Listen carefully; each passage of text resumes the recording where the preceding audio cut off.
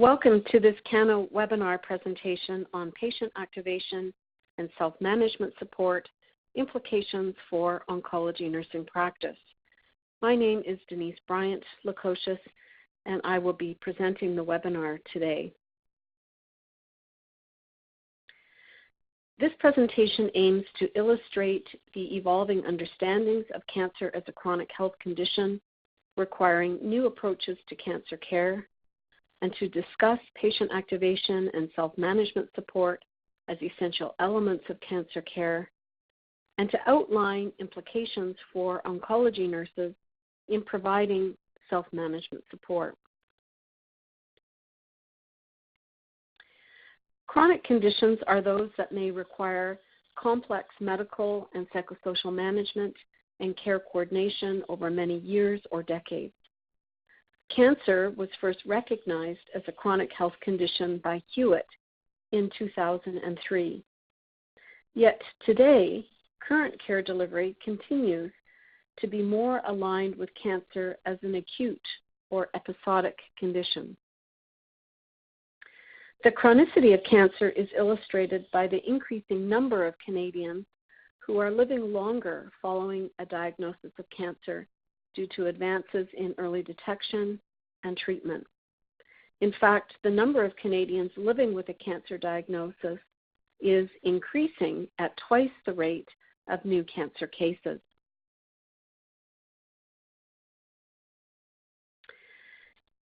Cancer is recognized as a chronic health condition because of the potential disease and treatment effects on long-term health outcomes, such as the development of cardiovascular or lung disease, second cancers, its impact on physical function and fatigue, osteoporosis, negative consequences associated with sexual health, psychosocial and mental health, and employment.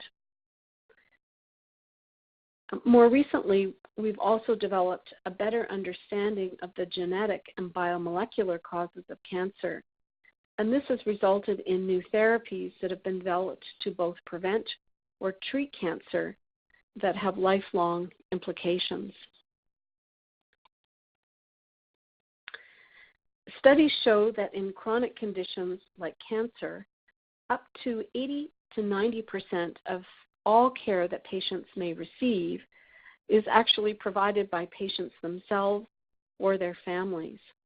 Thus, it's very important to ensure that patients understand their role and have the knowledge and skills and confidence to take on activities to manage certain aspects of their cancer care.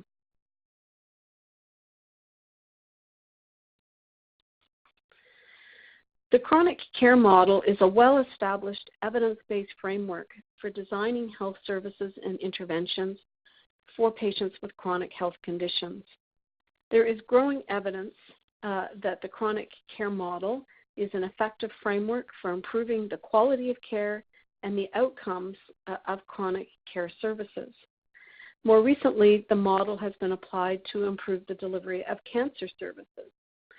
And while all elements of the model are relevant to cancer care, considerable attention has been paid to the concept of self-management support.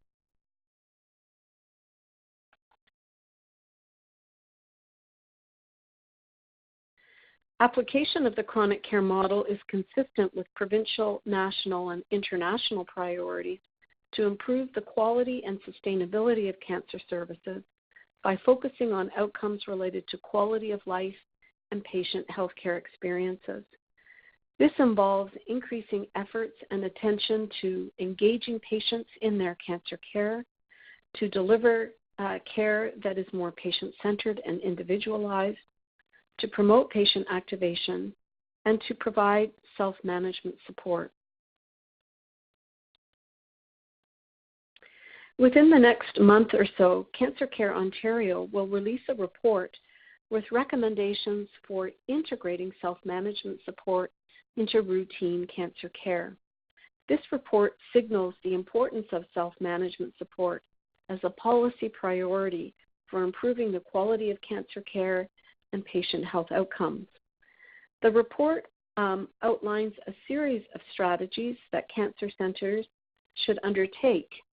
These include understanding their organizational responsibilities for promoting patient self-management and providing self-management support, preparing healthcare providers, including nurses, to deliver self-management support, developing the infrastructure to provide patients with appropriate high-quality self-management support that is enriched by patient education resources and that is available across the cancer continuum, to promote equitable access to self-management support across the cancer continuum, and to foster a culture of continuous quality improvement, and to invest in the evaluation of patient self-management and self-management support strategies. So what is self-management? Self-management is what individuals do to minimize the negative effects of cancer and to optimize their well-being by managing health problems, engaging in healthy behaviors and activities, accessing healthcare providers and services, and participating in decision-making about their health and health care.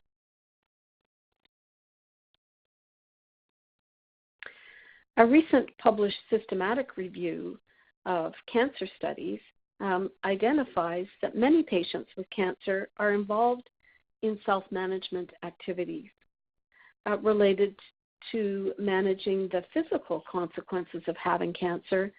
Many patients are involved in monitoring or managing their symptoms, following treatment protocols, making treatment decisions, accessing and seeking information, advocating for themselves, and developing goals for improving their health. Related to the emotional or psychosocial impact of cancer, patients may use self-management strategies such as denial or avoidance, or acceptance and hope. They may use spiritual practices or stress management approaches. They make an effort to maintain supportive and positive relationships with their families and friends, and they may access peers for additional support.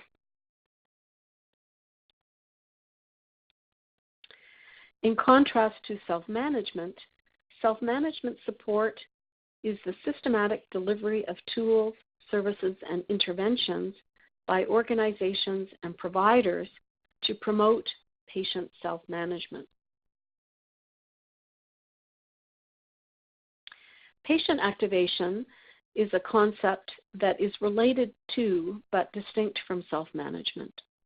Patient activation is the degree to which an individual understands the important role that they play in managing their health and health care and the extent to which they feel ready and able to take on this role. Thus, patient activation is a requirement or a precursor for effective self-management. Activated patients have the motivation, information, skills, and confidence necessary to effectively make decisions about their health and to manage it. The patient activation measure is a tool that can be used to identify people who are at different levels of activation. At level 1, patients do not yet grasp that they have an important role to play in managing their own health.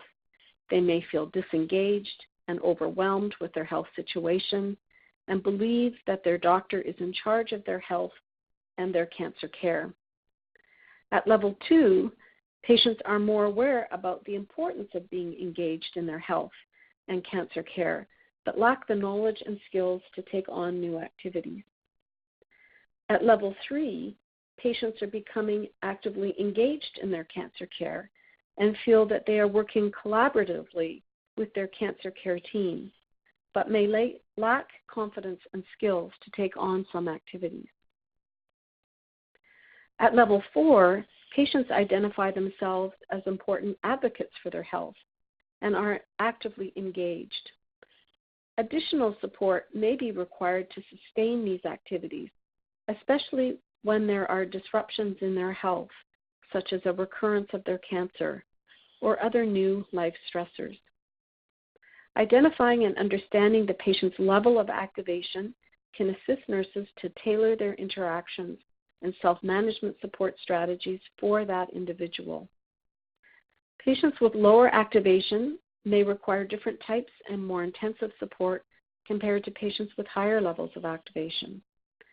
Self-management support interventions, such as the 5 A's approach and motivational interviewing, have been found to be effective for increasing a patient's level of activation or involvement in their health care. The aim of patient activation is not to get every patient to level 4, but to meet patients where they are at and to support their optimal development and involvement in their cancer care. One way of thinking about the patient activation is to consider it as a starter button or a trigger for self-management behaviors. If the button has not been pressed on, the patient may not be aware of the important role that they play in improving their health. Self-management support strategies that focus on increasing patient awareness and motivation may be necessary to press the button or to activate the patient to become more involved in their care. Patient activation has found to be very important for improving patient health outcomes. In chronic conditions, patients with higher levels of activation are more likely to engage in health behavior changes to improve their health. They're also less likely to be hospitalized and recover faster from episodes of illness or have less severe symptoms. More activated patients also experience fewer medical errors or complications because they are more likely to detect and respond to early signs or symptoms or medical errors. Activated patients also require fewer tests or procedures. They are more satisfied with their health care and have better physical and mental function and quality of life.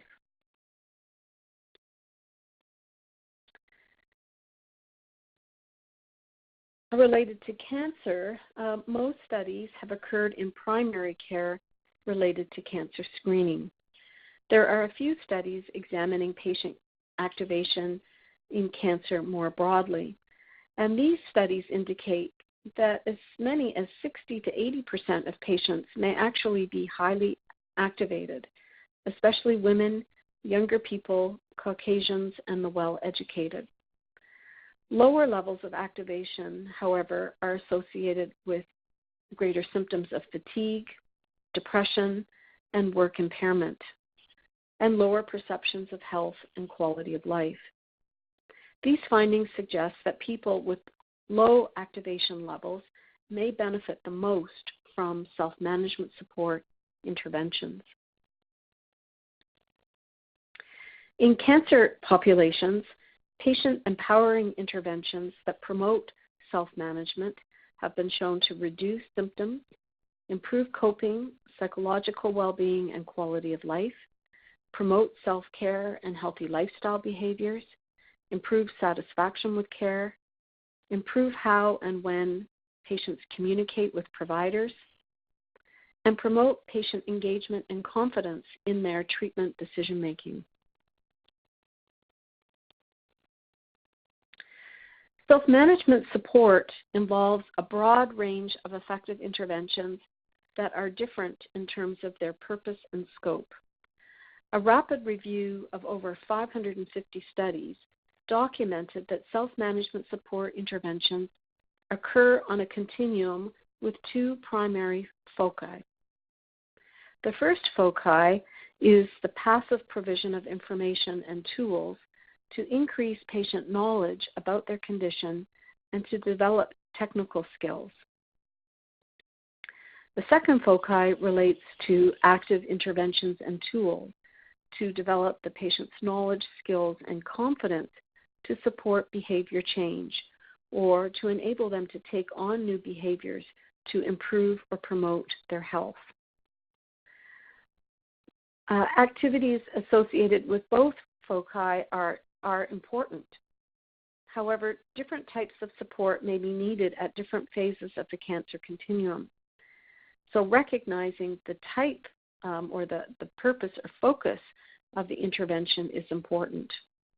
For example, information provision may be very important during the diagnostic and treatment decision-making phase, whereas building knowledge, skills, and confidence to take on self-management behaviors, such as monitoring treatment side effects during the treatment phase, or taking on new health behaviors to recover post-treatment may be important.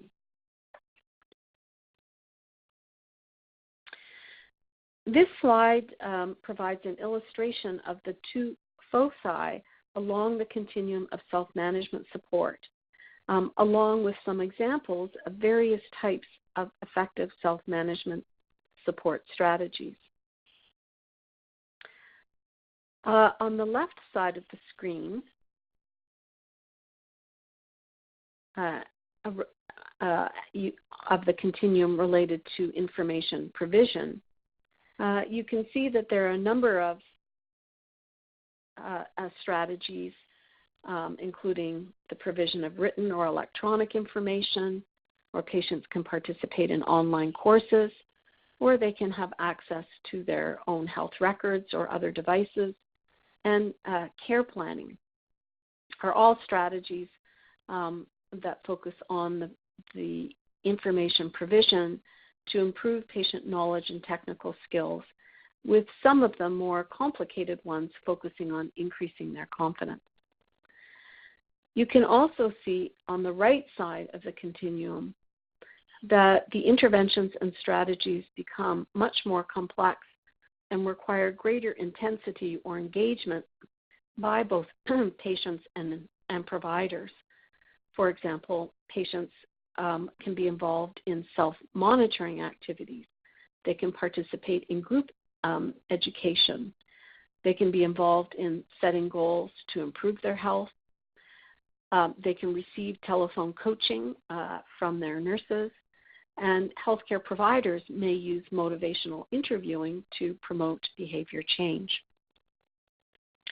An important message from this review and this diagram is that the provision of information, while important, alone is not sufficient for taking up or sustaining self-management behaviors such as lifestyle changes.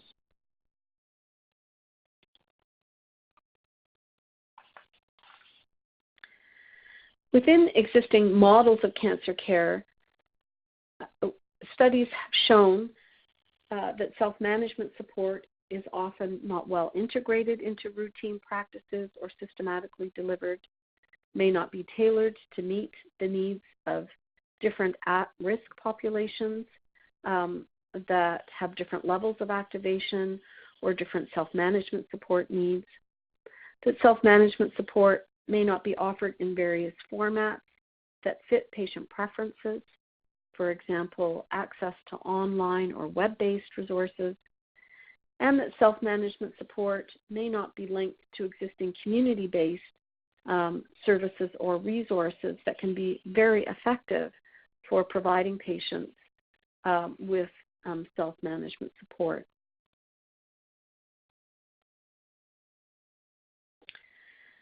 Over the next few slides, I'm going to give some examples about the needs for improving self-management support across the cancer continuum.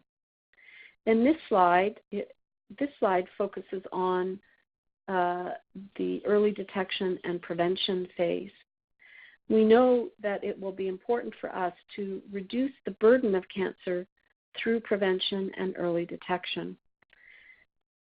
From 2007 to 2032, the number of new cancer cases in Canada is estimated to increase by 79% to over 280,000 new cases per year. Up to 50% of these cancers are preventable through the adoption of healthy lifestyle behaviors, including smoking cessation, healthy diet and weight management, exercise, limiting alcohol consumption, receiving vaccines to prevent infection, and reducing sun exposure. Yet many individuals are not aware of their risks for developing cancer, and the uptake of healthy behaviors among Canadians is low, especially related to diet, exercise, weight management, and alcohol intake.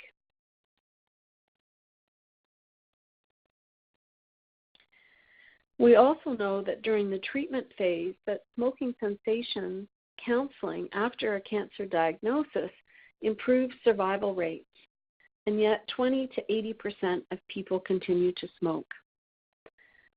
There are effective self-management support interventions, and yet studies show that these interventions to promote smoking cessation are highly underutilized by healthcare providers.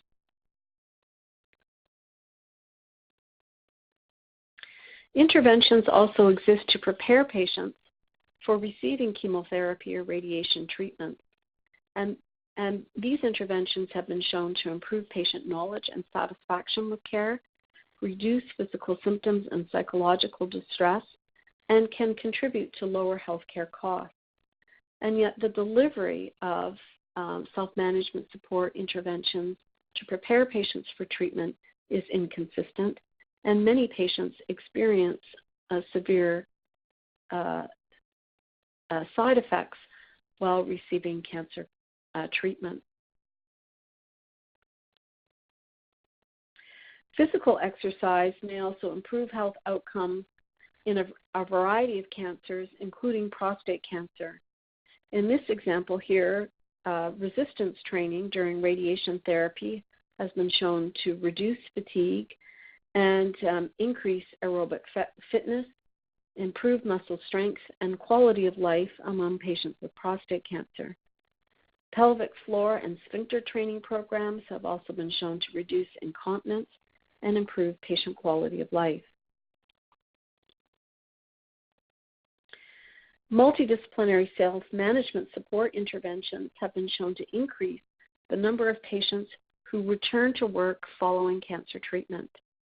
This kind of intervention is very important because the number one cause contributing to the financial burden or strain of a cancer diagnosis is the inability to return to work.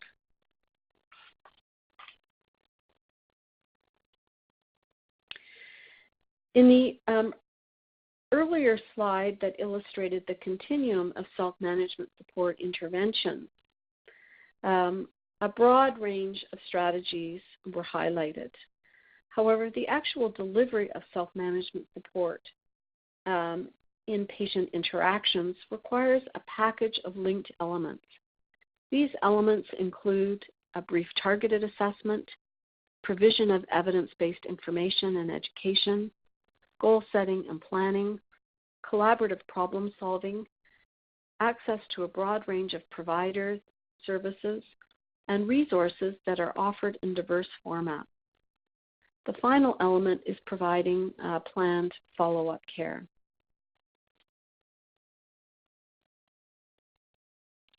Self-management support approaches should also be tailored to each patient's level of activation, their self-management support needs, their level of symptom distress, literacy, their culture, and risk factors for poor health. Self-management approaches should also emphasize the development of patient skills and confidence in managing aspects of their cancer care or taking on new healthcare behaviors.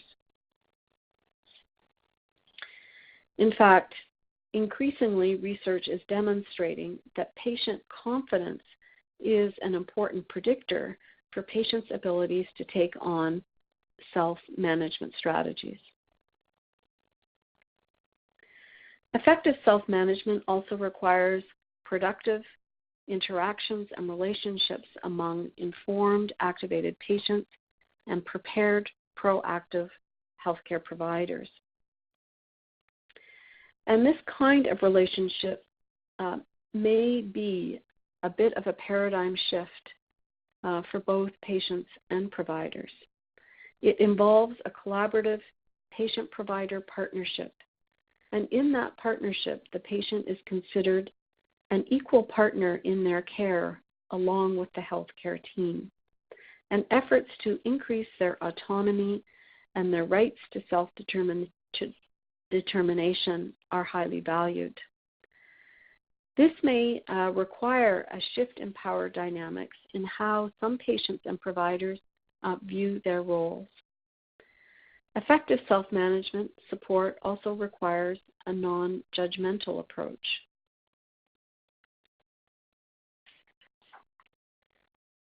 The development of self-management knowledge, skills, and competencies is not well integrated yet into education programs for nurses or other health professionals, especially in cancer care.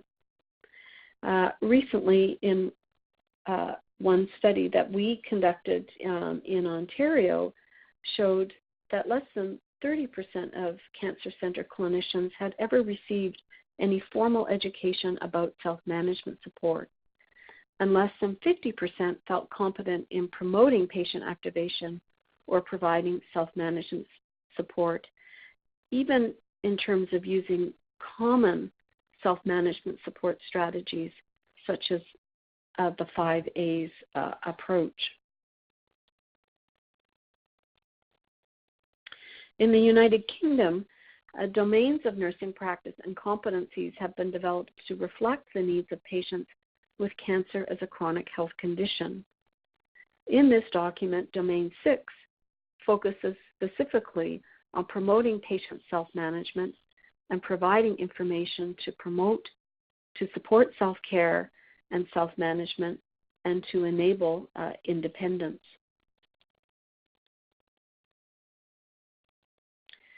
Examples of oncology nursing competence to promote patient self-management include working in partnership with the patient to develop a tailored plan of care to address the patient's priority needs and concerns, promoting healthy lifestyle behaviors, assessing the patient's ability and motivation to manage their care, involving the patient's family, recognizing potential barriers to self-management, teaching the patient about self-monitoring and self-care skills,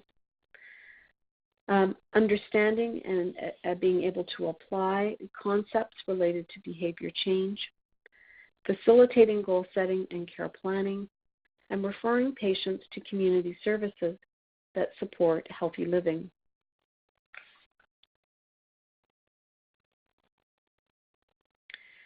Oncology nurse competencies associated with providing information to support self-management include having a good knowledge of the range of existing self-management support services in cancer programs and in the community, providing information in varied formats, evaluating the patient's understanding of the information that's been provided, and communicating effectively to correct misunderstandings, and ability to explain complex medical terms in lay language.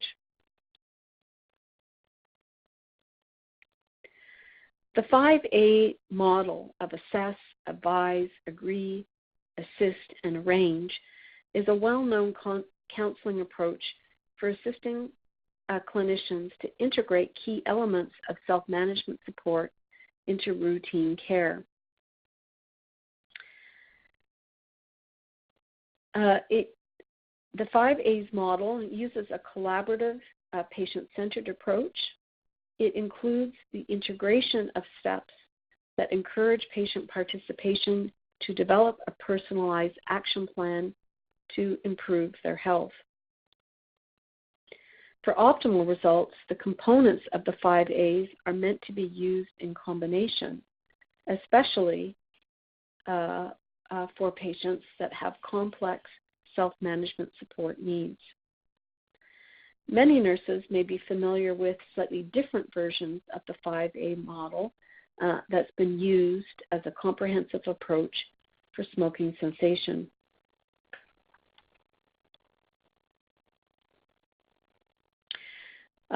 Motivational interviewing has also been found to be an effective strategy for promoting self-management. It's an evidence-based, patient-centered, and conversational approach used to promote behavior change. Studies have shown that with training, motivational interviewing can be used by a broad range of healthcare professionals, including nurses. It focuses on eliciting and strengthening the patient's motivation to change and to help them to improve their health.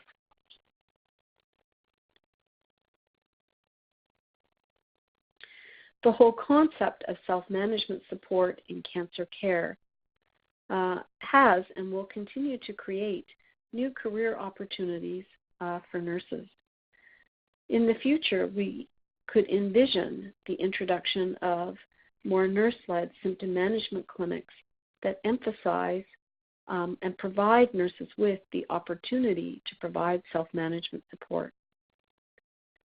Nurse-led self-management support programs could also be implemented in cancer centers and in community agencies. Nurses are already involved in leading chronic disease management programs in the community and primary care. And the notion of health coaching to help improve the outcomes of patients with chronic conditions like cancer has been developing at a fairly rapid pace in community settings.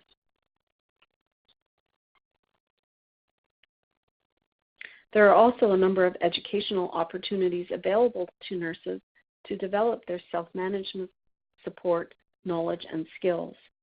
For example, York University offers a chronic disease management health coach certificate program. Motivational interview training is available in provinces across the country that nurses can access.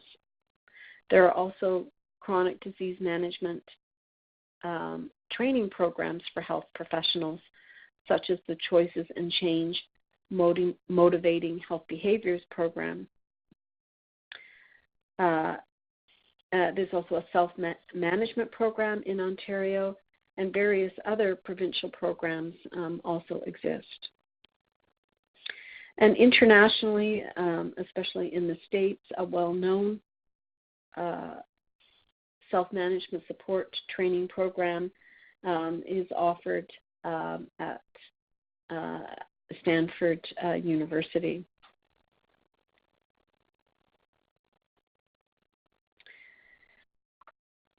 In terms of next steps for oncology nurses, well, we know that integrating self-management support into routine cancer care is at an early stage of development. Nurses can play a leadership role by advocating for changes in the delivery of cancer services and in the implementation of nurses' roles that facilitate the delivery of self-management support. We also need more research to improve our understanding of best practices for providing self-management support in cancer care. And nurses can take an active role in informing, participating, and in leading research to improve self-management support in cancer care. Cancer support organizations such as Wellwood and Wellspring, and patient advocacy organizations such as Prostate Cancer Canada offer a wide range of self-management support tools, resources, and services for patients and their families. Thus, it's very important for nurses to be aware of the existing resources in the community that may be very relevant to their patient population. So it may not necessarily be developing new resources, but increasing our awareness of resources and linking these to the patients that we serve. There are also a number of evidence-based resources that are available to oncology nurses to help increase their knowledge and skills around self-management support, and they are listed here on the screen.